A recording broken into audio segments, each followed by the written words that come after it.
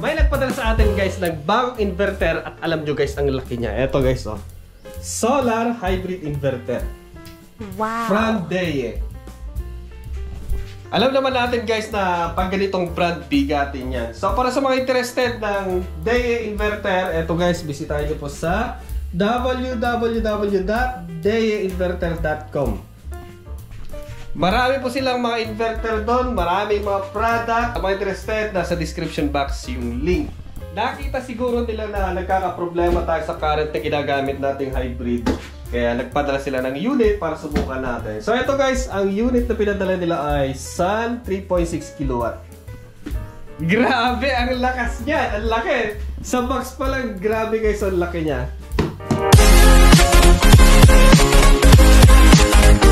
So itong sinend sa atin na sample ay for 3.6 kW at 48 volt. So first time ko to guys na magkaroon ng ganitong klaseng inverter. Ganda oh, may mga protection pa sa gilid. Para hindi siya mayupi kung sakali mapagsakan sa gilid. Eto na. Woo! Ang ganda, ang laki. Grabe. Wala akong kakayanang bilhin to guys. Maraming salamat DEYE.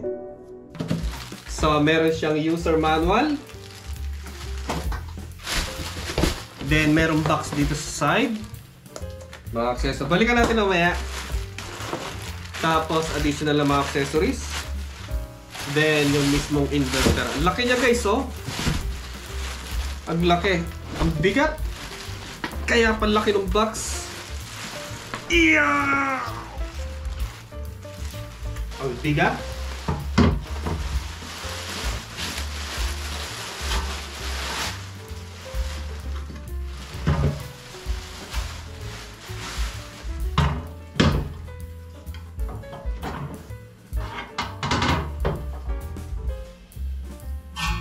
So, eto lahat guys yung laman sa loob ng box. Yung kanyang mga accessories including yung mismong hybrid inverter na 3.6 kW ni DEYE. Ang laking inverter. Isa-isay natin kasi napakalaga guys ng unboxing kasi dito natin malalaman kung ano yung mga kasama sa loob ng box. Okay, so dito yung kanyang wireless communication or yung kanyang Wi-Fi communication para may connect natin sa internet at may monitor natin wireless. Tapos marami to. So dito natin makikita kung ano yung mga dapat pa nating bilhin. Okay, so yung box muna na to.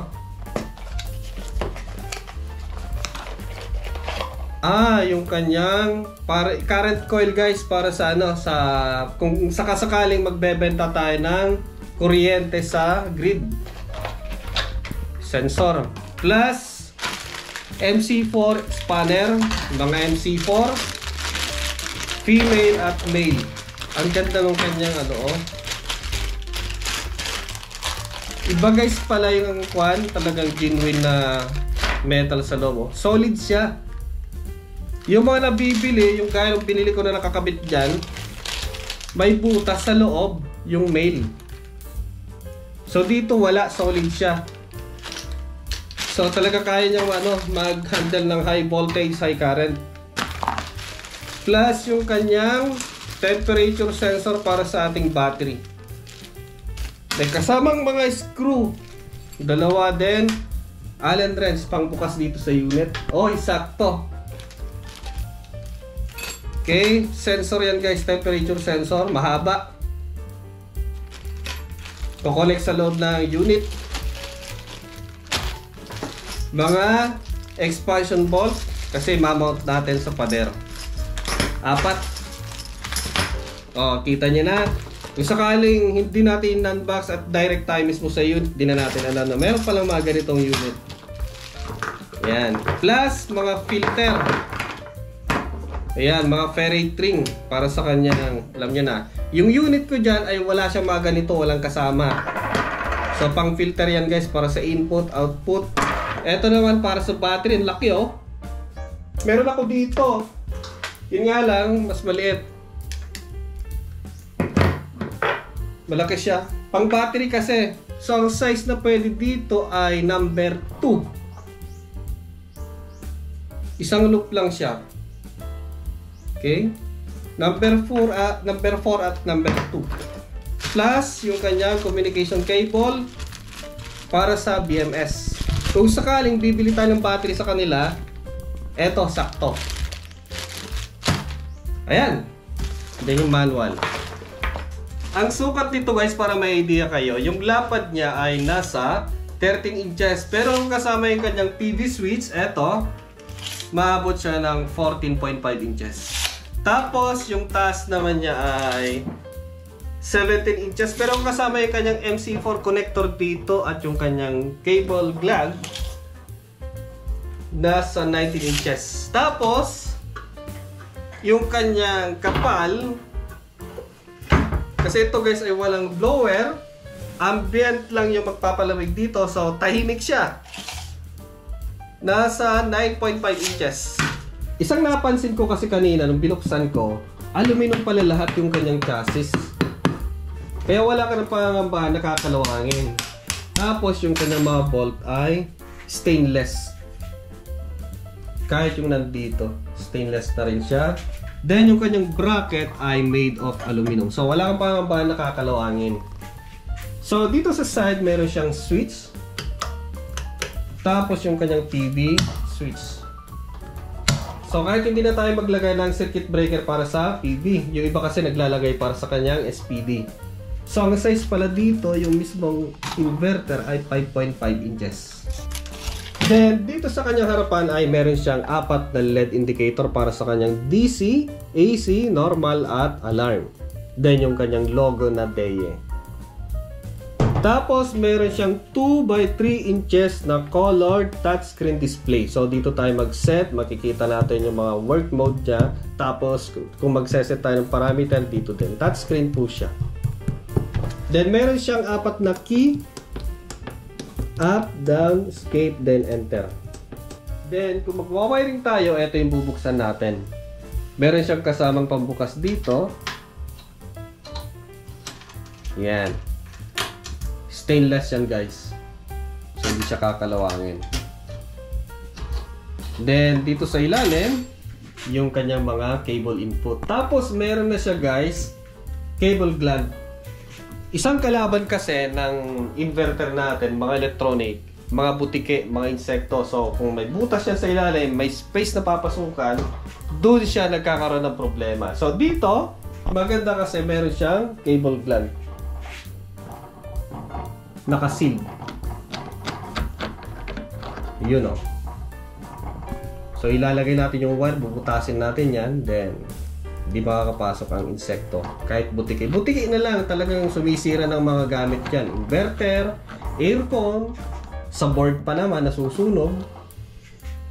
Sa bagay kasi, yun ang hanap buhay nating mga technician. Kung walang butike, wala tayong trabaho. Parang dito kasi talagang wala siyang papasukan. Isa pa kasi, eto ay IP65. So kahit naambunan, nasasabuyan siya ng ulan, so hindi makakapasok kasi lahat ng wiring natin ay nakasilyado. So hindi papasukin ng tubig. So dito yung battery. Kahit nga yung battery input, meron siyang cable gland. Yun o. So may ipit yung wire dyan. Hindi papasok yung tubig. So yan. Ang ganda. Then dito yung kanyang grid input. Yung galing sa Meralco.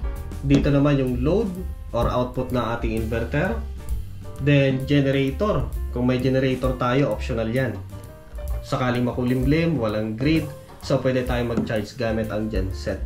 So ito naman ay para sa kanya communication cable para sa mga sensor ng battery natin, temperature niya, yung link para sa ating BMS. So dito optional kung meron tayong ilalagay, so pwede. So yun ay isang maganda dito guys, kasi nga walang papasukan ng insekto, walang papasukan ng butike, hindi papasukin ng moisture. Isang kalaban kasi ng electronic ay tubig or moisture, kalawang. Sa bagay, hindi naman siya kakalawangin. Kaya lang may electronic, medyo fatal kung papasukin ng tubig. So ang ganda kasi napaka-sealed. Tapos dito yung input para sa solar. string 1 at string 2. So pwede natin gamitin yung string 1 lang or string 2. Tapos yung kanyang switch. Lakas. Yun. Ito naman yung kanyang Wi-Fi. So lagay natin dito, bubuksan natin, rubberized din siya guys. Then yung kanyang grounding.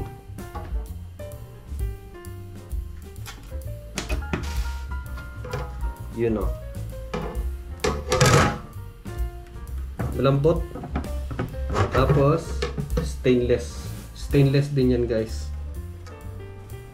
Okay.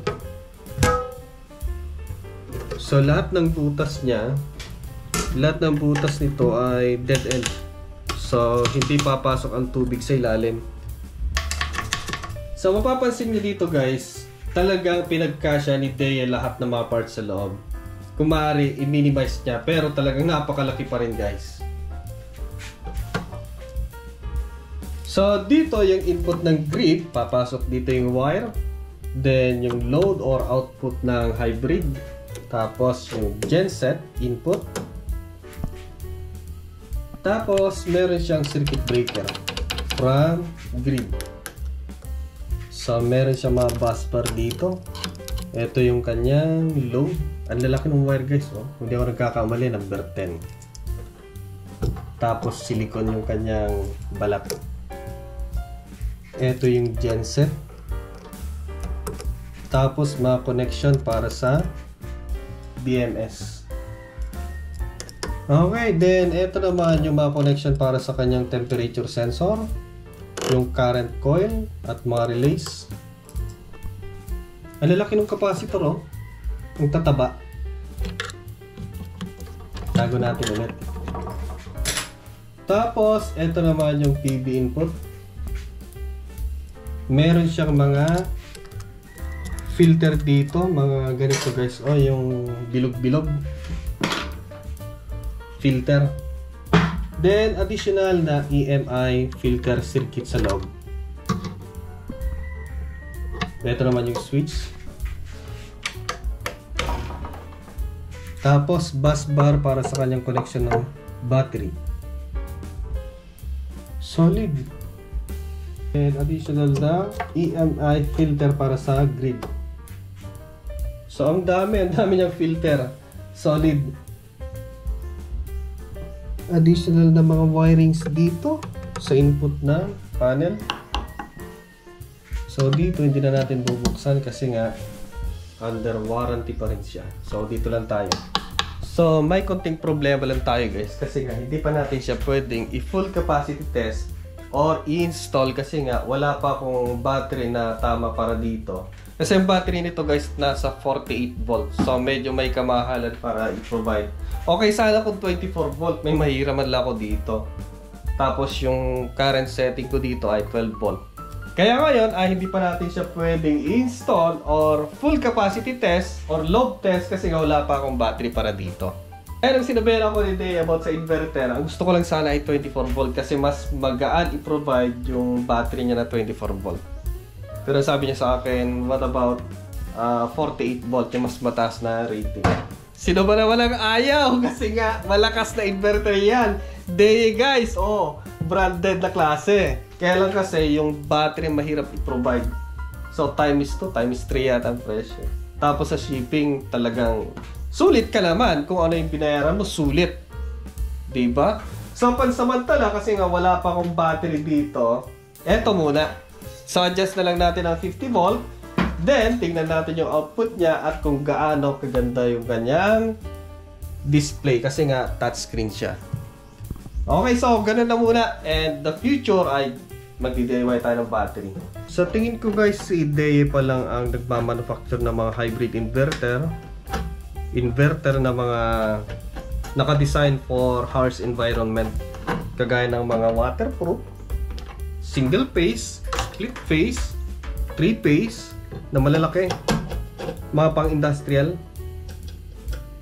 So, yung ibang mga accessories niya ay saka na natin ilalagay pag mag-full installation na tayo. Kagaya ng kanyang current coil sensor para sa grid. Tapos, eto ay pwede naman natin gamitin kapag gel type or flooded type. or LiPo4. Basta ma-sense nyo yung temperature ng ating battery. Then, ito ay kung sakali magdi-DIY tayo, hindi na natin magagamit kasi wala namang ganito yung mga BMS na nabibili sa online. So maganda sana kung yung battery mismo ni Deye magagamit natin. So sayang nga eh. So, naglagay ako ng outlet pansamantala at yung kanyang ferry trim. Yun yung iba. Lalagay na natin pag mag-full installation na tayo. Okay, so let's try. Switch on natin yung supply 51.9 or 52. So subukan natin.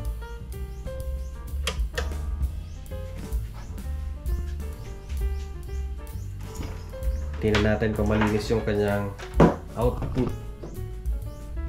Ayun, ang ganda ng display. Ayan, napakasimple lang ng display.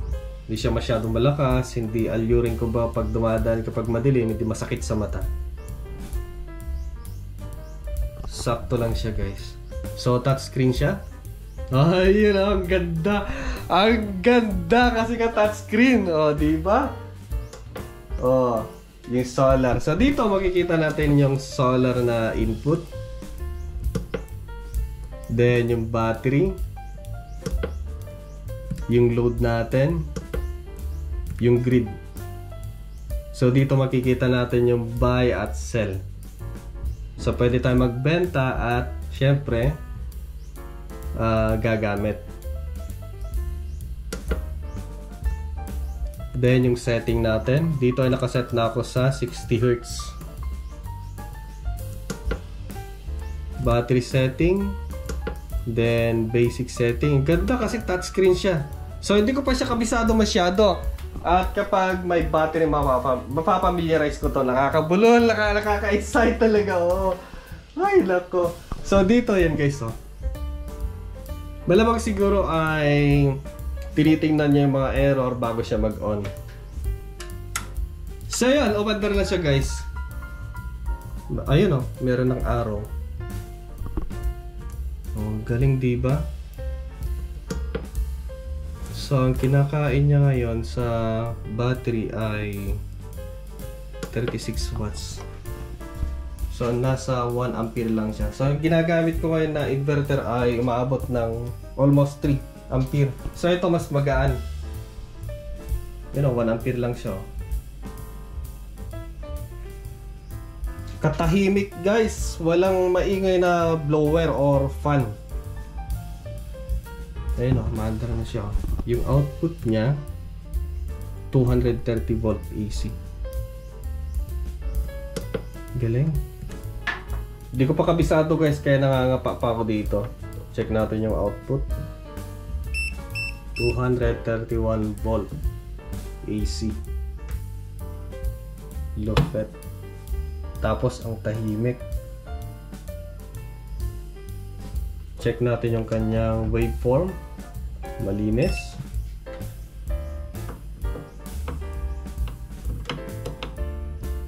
Kung sa mga filter, mayaman siya sa filter guys. Ang dami niyang filter.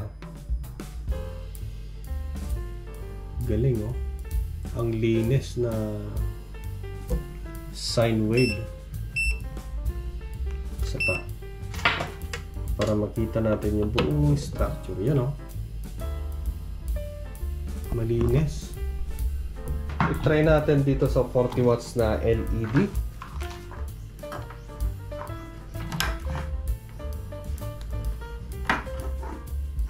Okay.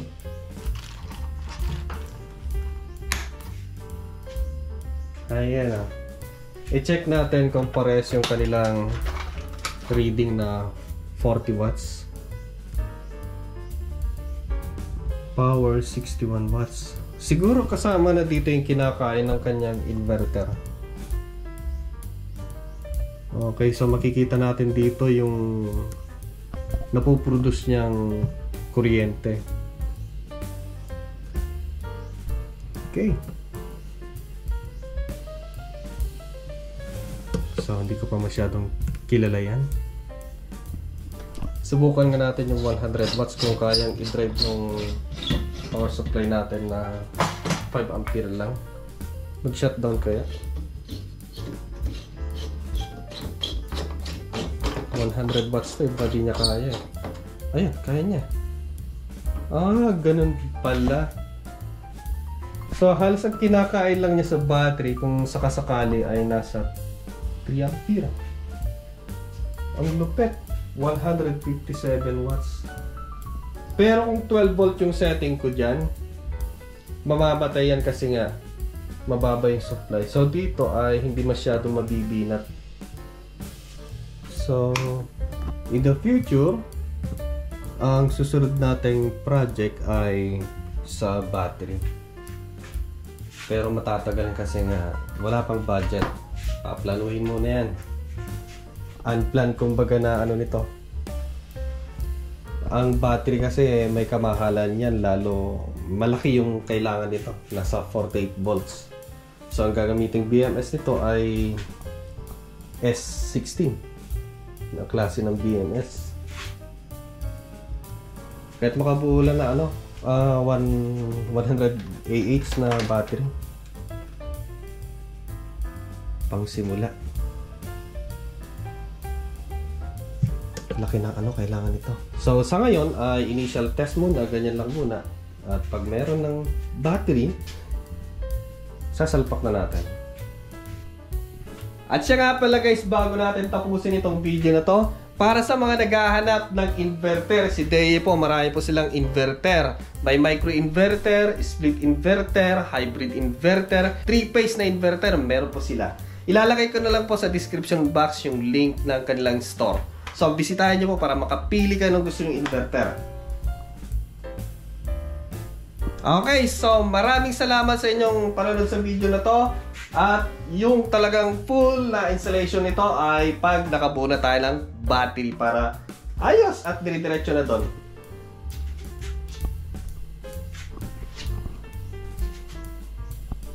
Okay, so maraming salamat Deye at maraming salamat din sa inyong lahat.